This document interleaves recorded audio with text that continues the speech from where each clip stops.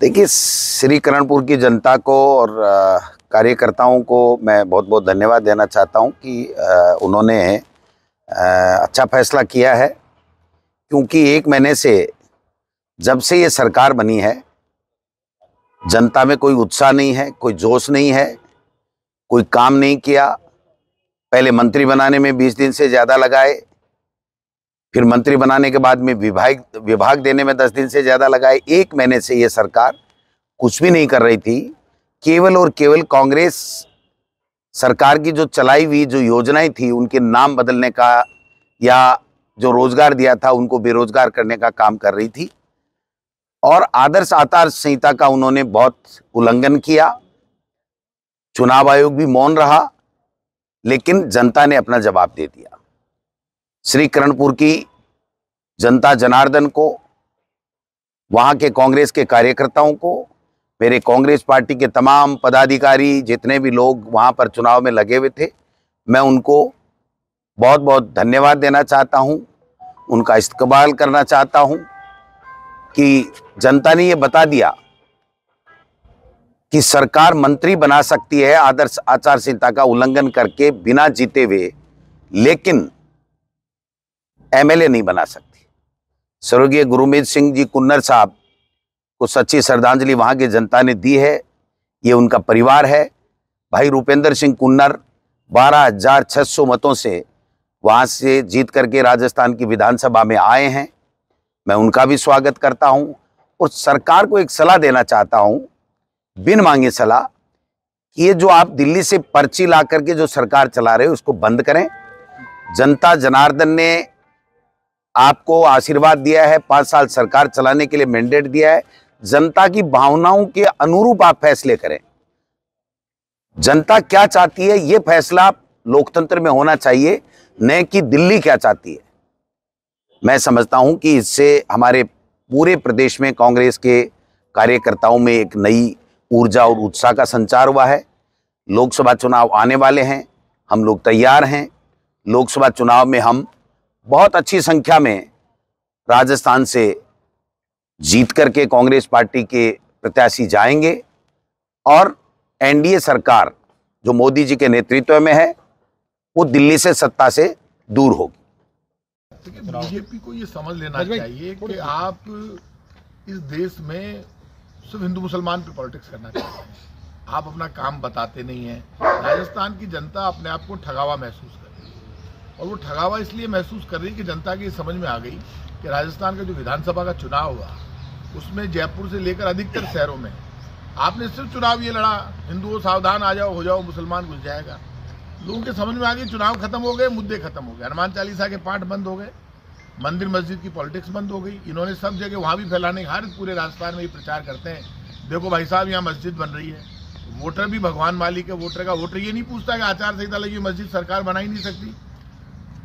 और आपको पता है अयोध्या में राम मंदिर बन रहा है। लोगों ने इन सब को जवाब दिया बीजेपी को। ये कह रहे हैं कि हम 500 बरस बाद राम को वापस अयोध्या लेकर आए। आप लाओगे, राम तो गटगट में बसते हैं, पूरी दुनिया में पूरे ब्रह्मांड के मालिक हैं।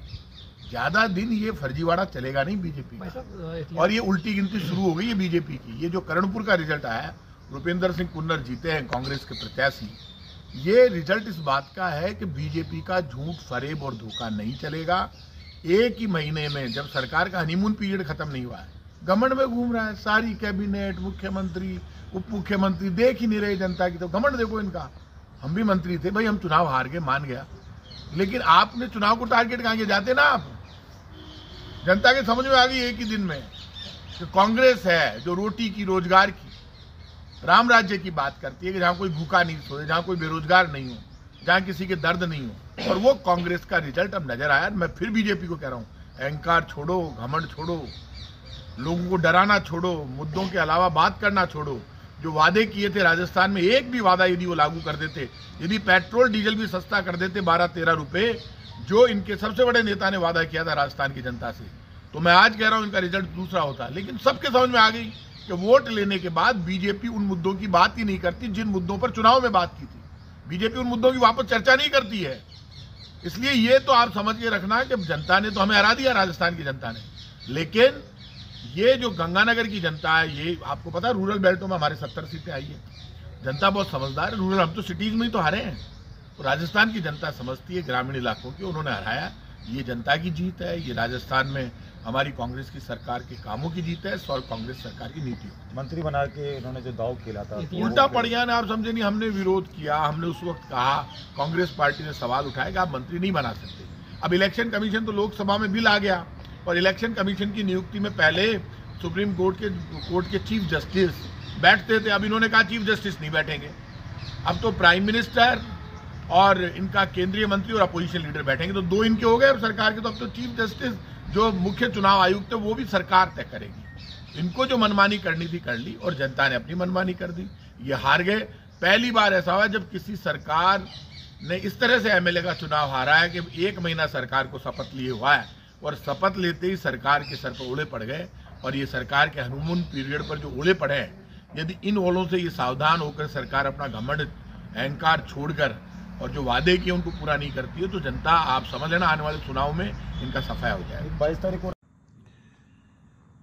कांग्रेस पार्टी के प्रत्याशी रूपेंद्र सिंह कूनर को आज जो विजय देके कर्णपुर की जनता ने जो जनादेश दिया है, उसे कांग्रेस पार्टी सिरोधार्य करते हुए उस सोच को, जो लोकतांत्रिक व्यवस्था में विश्वास नहीं रखती, जो पर्ची के माध्यम से मुखिया का चयन करना चाहती है, 1 महीने तक मंत्रियों के विभागों को दिल्ली की तरफ गड़गड़ी नजरें लगाए बैठे रहने के लिए मजबूर करती हैं, जहां एक तरफ वो मंत्री सचिवालय के अंदर पदभार ग्रहण कर रहे हैं, दूसरी तरफ भारतीय जनता पार्टी के द्वारा थोपे गए मंत्री को जनादेश के माध्यम से राजस्थान के अंदर कर्णपुर की जनता ने परास्त करके एक संदेश दिया है कि राजस्थान एक शौर्य की भूमि है, जिसे ना खरीदा जा सकता, ना लोभ और प्रलोभन के अंदर झुकाया जा सकता।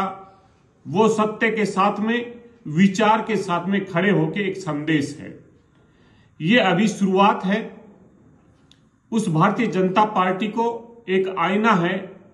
2014 के लोकसभा चुनाव से पूर्व किसान पे, अन्नदाताओं पे जो हमला हुआ, जो दुष्कर्म और के लिए जो न्याय मांग रही हमारे राष्ट्रीय गौरव की खिलाड़ियां हैं, देश के अलग अलग हिस्सों पे बिना संवाद किए हुए देश की संसदीय व्यवस्था को खत्म करके कानून थोपने का काम हो, उस अहंकार और तानाशाही सोच को यह करारा जवाब है। ये शुरुआत जो राजस्थान के कर्णपुर से की है, ये राजस्थान के अलग अलग हिस्सों से 2024 के लोकसभा चुनाव में आने वाली है, क्योंकि राजस्थान को दिल्ली में बैठ के नहीं चलाया जा सकता। राजस्थान का संचालन राजस्थान की जनता के स्वाभिमान, जनादेश और उसके विचार के अनुसार होगा। चुनाव हार गई वहां पर सरकार होने के बावजूद, क्या कारण रहा है कि चुनाव नहीं जीत पाई बीजेपी? भारतीय जनता पार्टी इसके कारणों की समीक्षा करेंगे बहुत जल्दी आपको बताएंगे। और